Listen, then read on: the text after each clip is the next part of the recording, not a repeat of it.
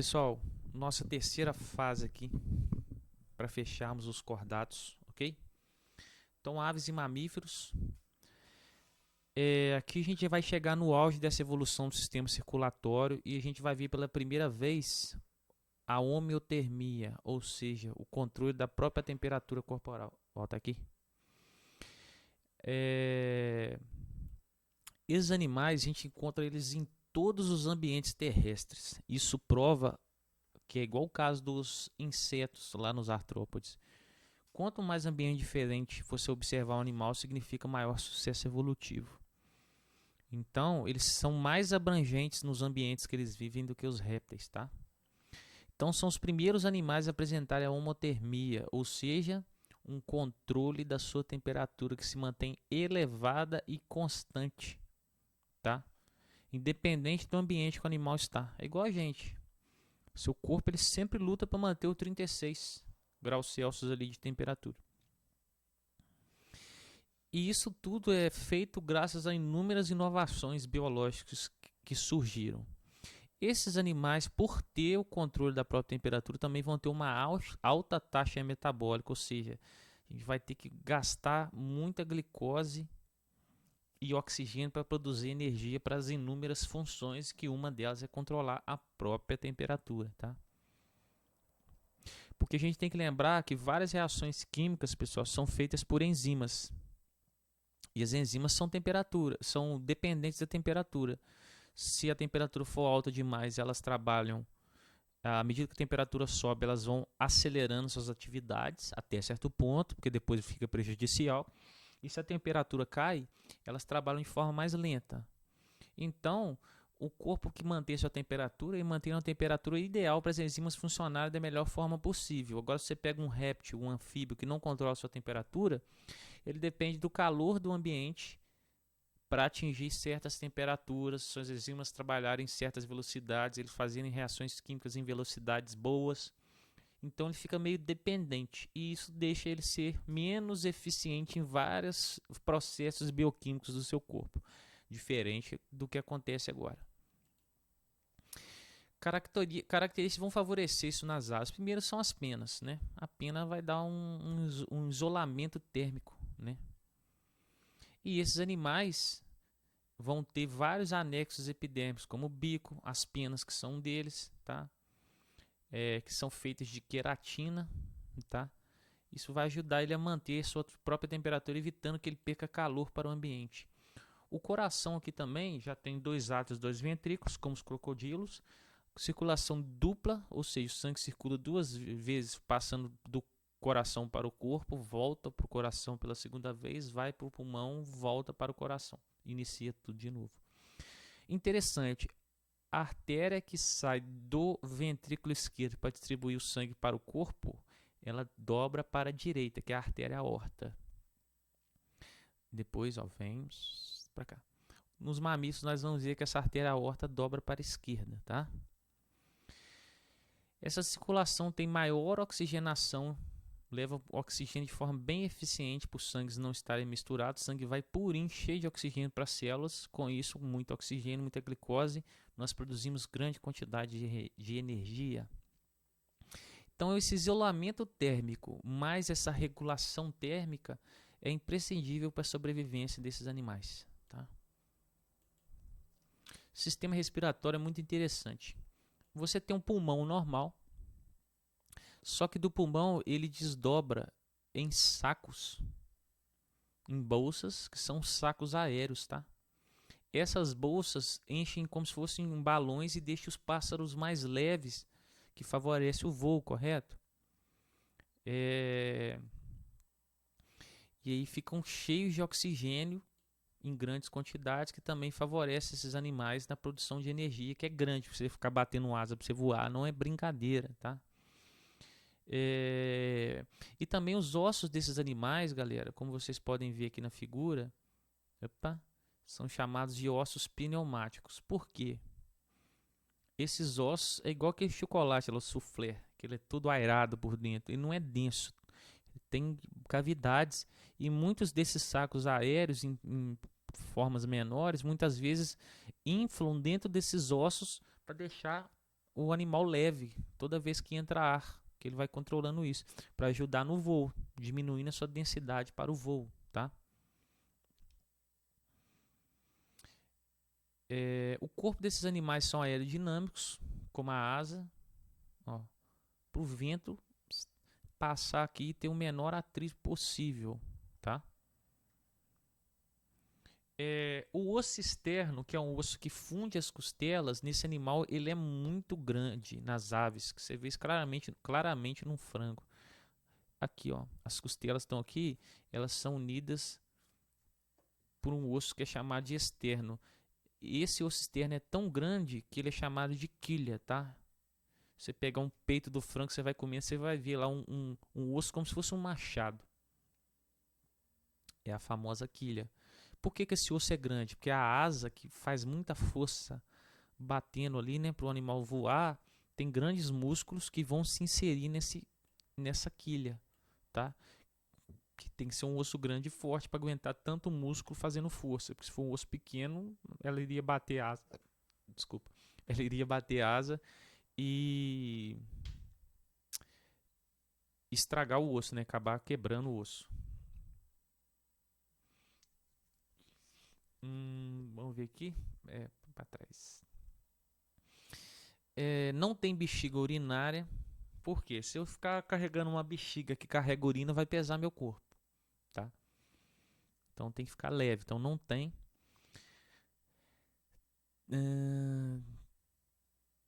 Tem ovários, tá? E canais que liberam os óvulos, que são os ovidutos.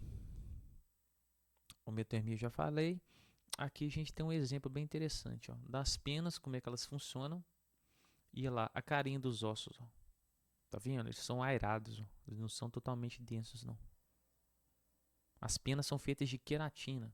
Reprodução, dioicos, sexos separados, fecundação interna. O macho introduz espermatozoide dentro da fêmea. Possui ovos com anexos embrionários. São estruturas que vão ajudar o embrião a desenvolver dentro do ovo, tá? A pele da ave em si é seca, rica em queratina e sem glândulas. A exceção é que as aves vão ter uma glândula chamada de uropigiana, que fica lá na região do rabo. Vamos pegar uma fotinha aqui. A glândula uropigiana vai ficar na região do rabo. E aí o que acontece? A ave, não, falei errado, na região aqui do bico, que ela produz um líquido, uma substância. Já viu que a ave muitas vezes fica passando o nariz, o bico aqui em várias partes do corpo? Porque essa glândula produz uma substância que ela vai passando através do seu bico nas penas e assim ela fica impermeável, sabe? Porque a ave voa, ela lida com umidade, ela lida com a água. Se a pena dela encharcar, cara, ela fica pesada, né? Que é o que acontece com os patos também que nadam e tudo mais. Então isso dá uma espécie de gordura ali nas penas que não deixa a água encharcar a pena, ok? Aqui está um ovo com um embrião. Aqui no caso é de um réptil, mas a figura está do réptil, mas a lógica é a mesma. A vesícula vitelínica é um anexo embrionário. O que é um anexo embrionário? Estrutura que ajuda no desenvolvimento do embrião dentro do ovo, que vai ter a função de nutrição. Nutrir o embrião enquanto ele está dentro do ovo. Afinal de contas, tem como a mãe dar comida para o embrião aqui dentro. Aí você tem essa outra estrutura que é o alantoide, que funciona como excreção. Todas as substâncias, tá vendo que estão unidos aqui como se fossem no umbigo do embrião? O alantoide é todas as substâncias tóxicas e lixos bioquímicos são levados para o alantoide.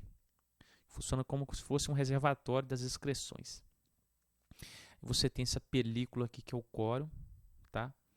O coro vai dar proteção contra choques, lógico, e também faz trocas gasosas de oxigênio e gases para fora. Você tem a casca, tá? E o amnion, seria como se fosse uma bolsa, a placenta, saca? Como se fosse uma placenta, entre aspas, que está preenchida por um líquido que é o líquido amniótico, no qual o animal fica ali dentro, que esse líquido ajuda a proteger o animal também contra impactos. Mamíferos.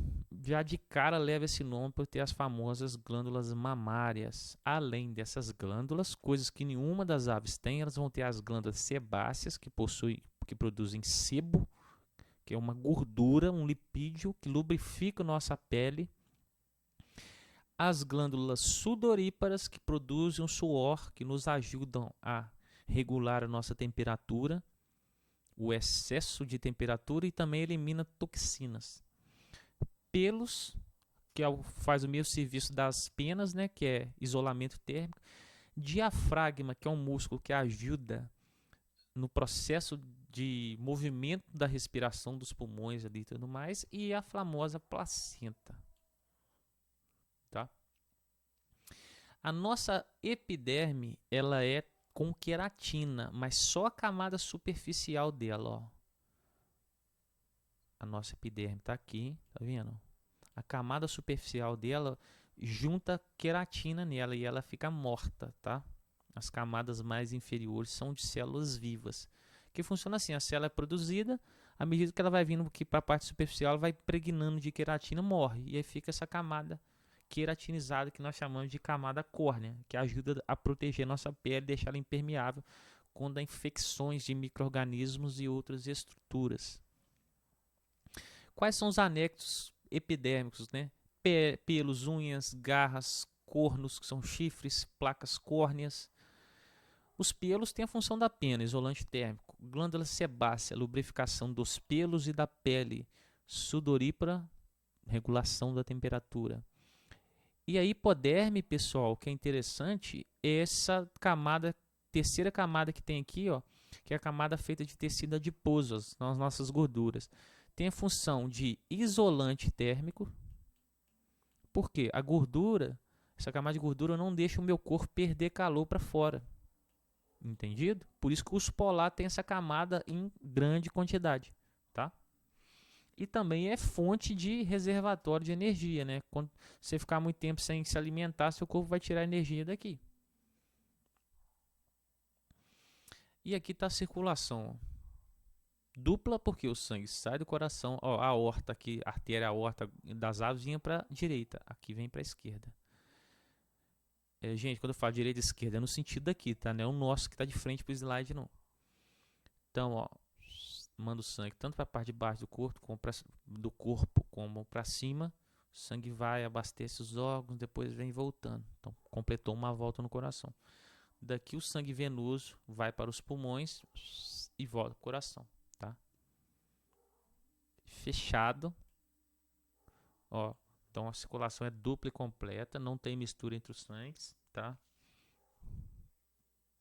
Dioicos, fecundação interna, a maioria vivíparos, ou seja, aqui a gente nasce sem depender de ovos, tá? A não ser lá do ornitorrinco, que é uma anomalia biológica, que ele tem um pedaço de anfíbio, tem característica de anfíbio, de réptil, de ave e de mamífero. O ornitorrinco é um bicho louco. E aí, o que acontece? Se eu comparar um embrião, o desenvolvimento dele com o das aves, a gente vai ter várias estruturas igual a gente conhecia. Porém, o que acontece? Agora a gente fica preso ao corpo da nossa mãe, através do cordão umbilical. Lá no cordão umbilical, a gente tem o quê? O alantoide, que era uma das estruturas que fazia parte da excreção, e você tinha a vesícula vitelínica, que era a estrutura que alimentava o embrião lá dentro do ovo. No caso, como a gente está dentro da barriga da nossa mãe, digamos assim, no caso dos mamíferos que são placentários, né? Você vai ter a placenta, que é a estrutura que justamente liga o organismo da sua mãe ao organismo do embrião. E aqui a mãe alimenta o embrião, fornece oxigênio para o embrião e recebe excretas, né, que são substâncias, resíduos, substâncias tóxicas do embrião para o corpo dela e sai na urina dela. A vesícula vitelínica que sustentava o embrião no ovo da ave, que era grande, olha só, aqui ela tem um tamanho reduzido. Por quê? O embrião é alimentado pelo próprio organismo materno. Opa, vamos comparar aqui para vocês verem. A vesícula vitelínica aqui, ó. da ave ou réptil é tudo grande, porque não tem como a mãe nutrir o embrião. Agora que no caso dos mamíferos, não. Aqui a comparação, tá? A própria mãe nutre ele, ok? E aí os mamíferos são divididos entre a turminha dos monotremados, que são uma turma que não tem placenta, põe ovo, não tem assim um buraco do ânus e o buraco para sair a urina, tem uma cloaca que é um buraco que sai os dois. Tem uma boquinha com bico córneo, né, duro. Tem glândulas mamárias, mas sem tetas. São assim os mamíferos mais primitivos. E esse cara é a aberração, tá? Cara de pato, de ave, nadadeira, bicho louco. Aí ele é bonitinho, né? Quem jogou Pokémon sabe que é o Psyduck. Aí tem os marsupiais, que já são os mamíferos mais evoluídos. Tem uma placenta reduzida. O seu embrião nasce, que nem o canguru, nasce o embrião todo peladinho. Ele põe esse embrião dentro de uma bolsa que é o marsúpio. O gambá também faz parte dessa turma. E ele vai terminar o desenvolvimento dele aqui dentro, depois até ele nascer e até ele fica ali, dando uns rolezinhos ali. Que é o koala, né? O animal australiano. O gambazinho é o nosso marsupial aqui mais famoso. Bonitinho, né, tadinho? O pessoal joga água quente nele, faz uma maldade. E para fechar, os mais evoluídos são os placentários. Tem uma placenta bem desenvolvida e o embrião vai completar seu desenvolvimento todo dentro do corpo da mãe. Diferente daqui, né? Desenvolve 90, 80% dentro do corpo da mãe, arremata o resto dentro do marsúpio. Beleza? Então é isso aí, pessoal. Fechamos. Um grande abraço. Até mais.